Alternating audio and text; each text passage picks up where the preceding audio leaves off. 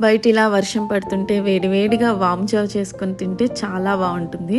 దీనికోసం ఉల్లిపాయలు, పచ్చిమిరపకాయలు అండ్ అల్లం అండ్ ముందుగా కడిగి పెట్టుకున్న బియ్యం నూకలు, అలాగే వామును తీసుకోవాలి అండ్ చింతపండు రసం కూడా.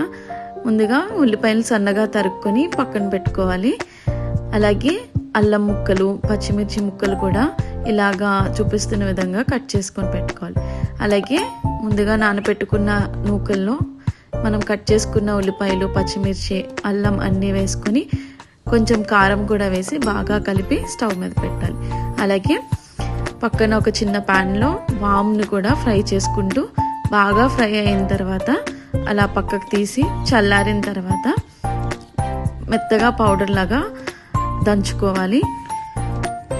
ఉడుకుతున్న జావ చాలా మెత్తగా అయిన తర్వాత అందులో కొంచెం సాల్ట్ ఇంకా చింతపండు రసం వేసుకోవాలి. చింతపండు రసం వేసాక కొద్దిసేపు మరిగిన తర్వాత అందులోకి ముందుగా దంచి పెట్టుకున్న వామ్ పౌడర్ కూడా వేసుకొని బాగా కలుపుకోవాలి.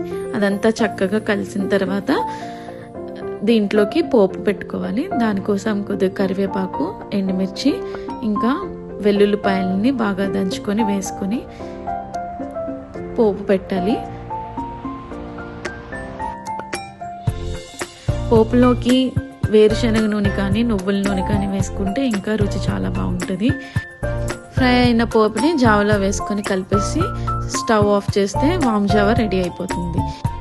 తినేటప్పుడు జావలో కొంచెం నూనె వేసుకొని తిన్నా చాలా రుచిగా ఉంటుంది. జలుబు, దగ్గు, కఫం ఉన్నవారు దీన్ని చేసుకొని తింటే చాలా మంచిది.